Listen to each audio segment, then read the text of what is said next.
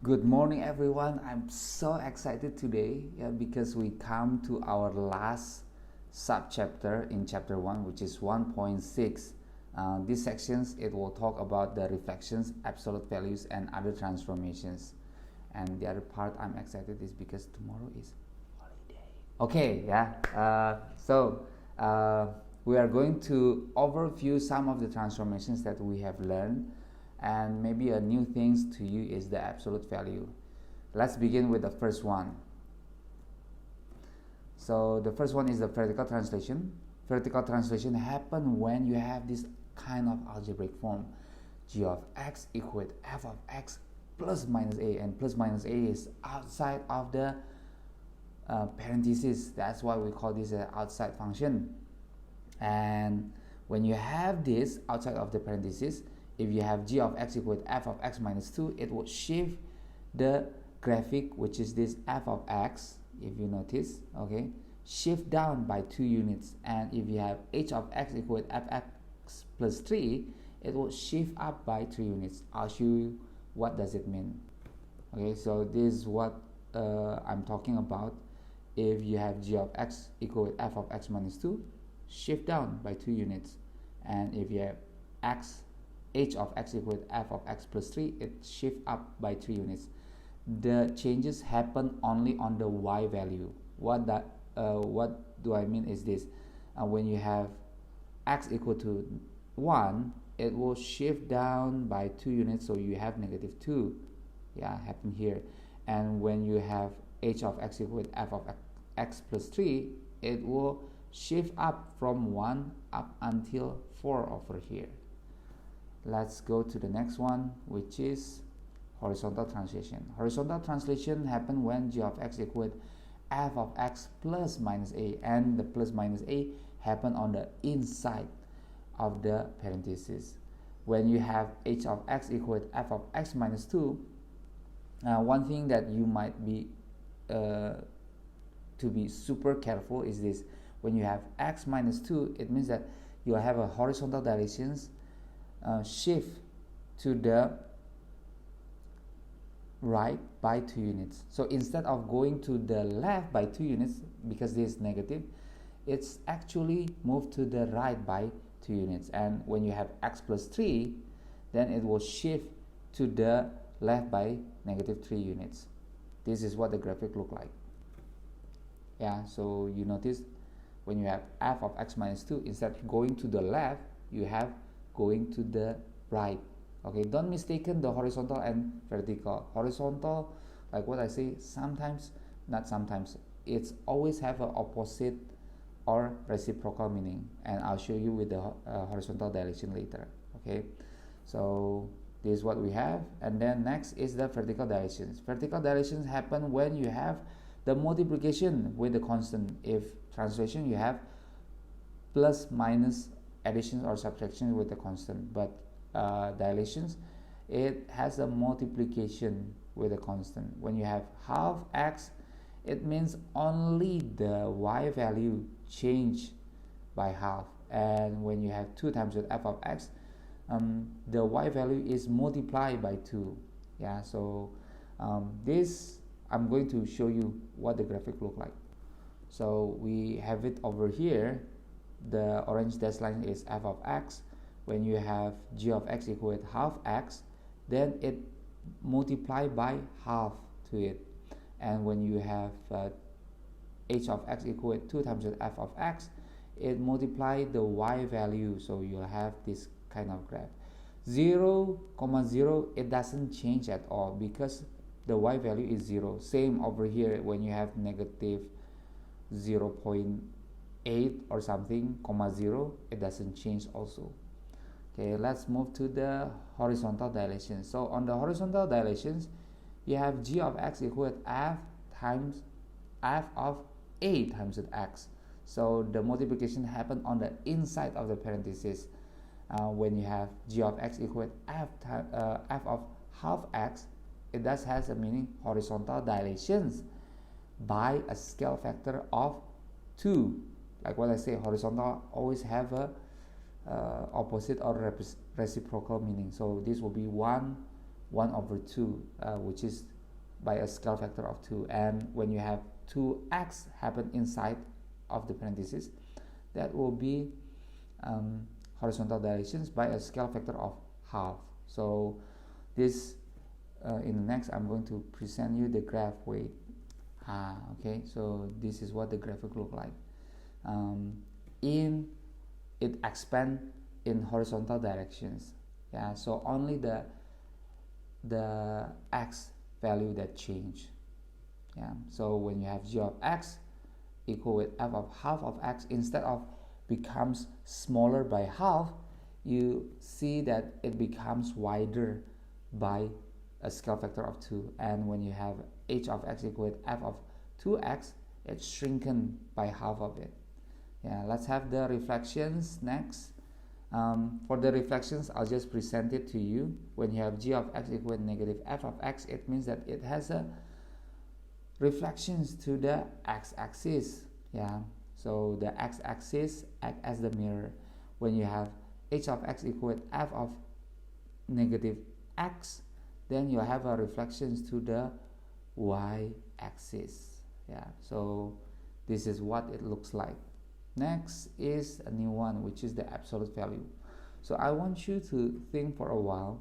When you have g of x equal with the absolute f of x, what does it mean with the absolute value? So the absolute value means that if you have, if I have negative 1, sorry, not in parentheses, then I'll have 1, right? If I have negative 3, then I'll have 3 in the absolute value. If I have negative a, then it will be a. So anything will be positive when you put it on the absolute value. And why we need absolute value? Because some measurement will use the positive, such as distance. You cannot have a negative. Now when you have this, let me erase, and you have g of x, which is equal to the absolute value of f of x. So if this is f of x, then if this is what will happen, the positive stay positive, but when you have, so this is positive, but when you have this, I'm sorry, it's kind of curvy over here, when you have a negative on this side, then it will bounce like this.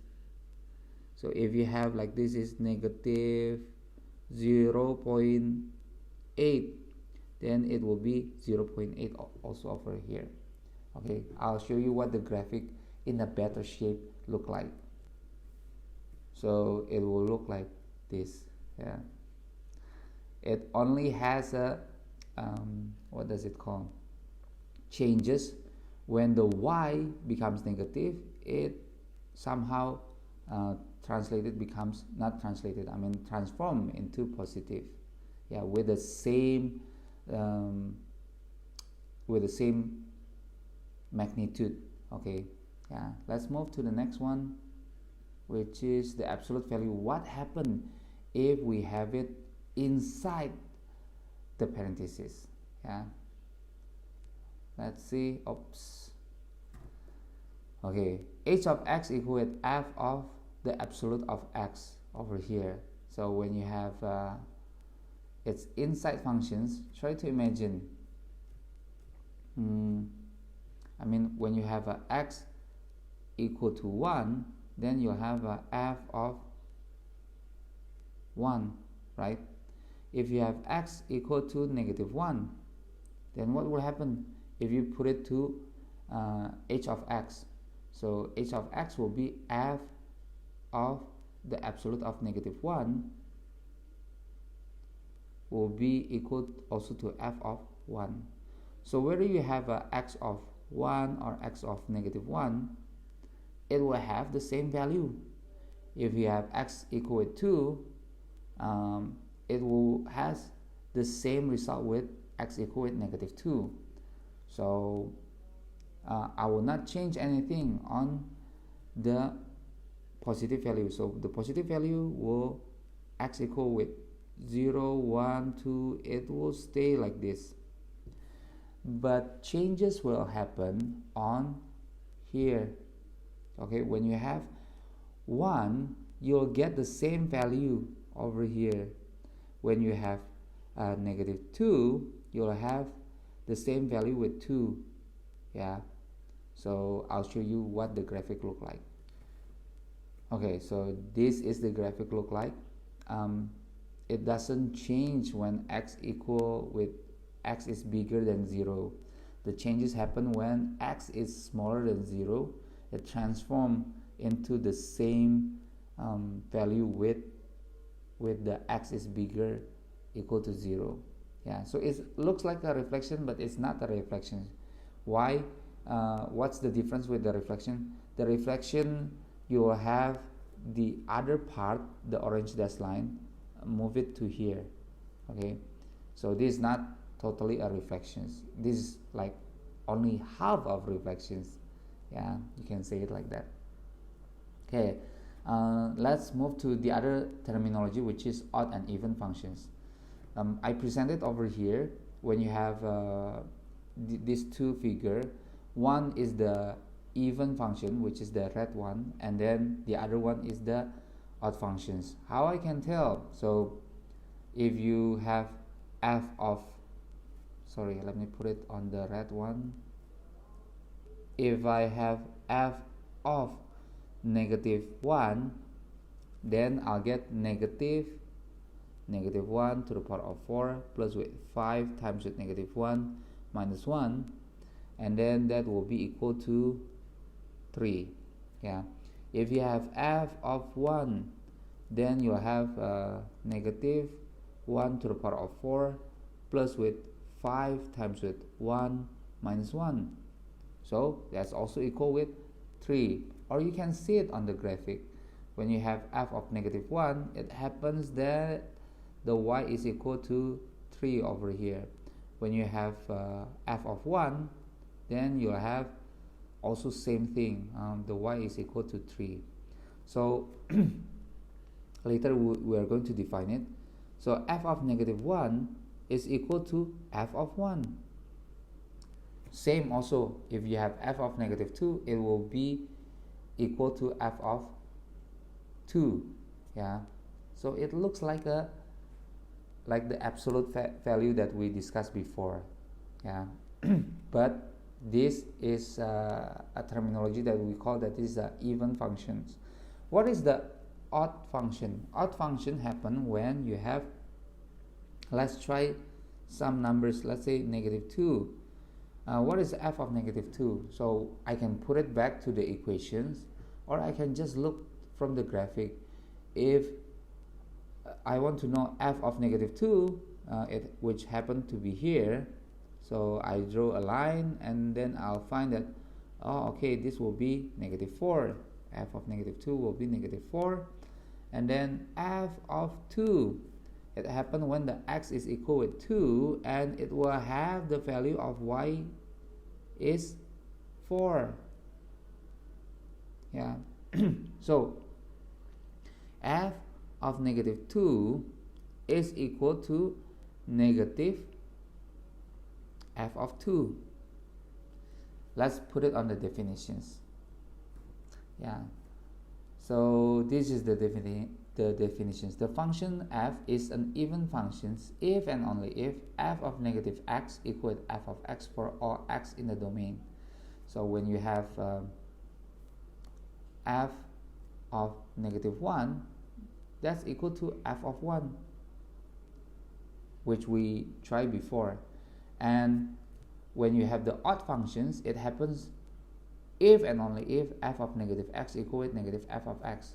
For example, we try f of negative 2, and then we get negative f of 2. Yeah, this one that we have before, and then this one. Okay, so wait a minute. To prove whether it's an even or odd function is to put it to f of negative x. What I mean is this: if you have other functions f of x equal with negative x to the power of 4 plus with 3x cubed, yeah, for example, what kind of function is this? And if you want to know whether it's an odd or even function, what you need to do is to change the x into negative x. So you will have negative x to the power of 4 plus with 3 times with negative x to the power of 3. And then we'll get negative x to the power of 4 is negative x to the power of 4 plus with 3 times with negative x to the power of 3, that will be negative 3x to the power of 3, right? And try to compare it whether f of negative x is equal to f of x or f of negative x equal to negative f of x. So which one is correct? Is f of negative x, okay, over here, is it equal to this function? Okay, so try to relate. If not, then try the others. Maybe it's a odd functions. So if it is a odd functions, if I put f of negative x equal to negative f of x, then I'll have negative x to the power of 4, okay, minus 3x to the power of 3. If I multiply it, okay, I get wrong over here, wait. So I'm sorry, I present it again. You check again whether f of negative x is equal to f of x. Apparently it's not. Is it equal to negative f of x, which is negative x to the power of 4 minus x to the power of 3? Wait. Yeah, so is it equal to negative f of x, which is negative x to the power of 4 plus 3x cubed? When you multiply it, you get x to the power of 4 minus 3x cubed. This is negative f of x. So try to compare it, and you can see that it is not equal to f of x, is also not equal to negative f of x. So this is neither. Okay, yeah. So that's the lesson for today.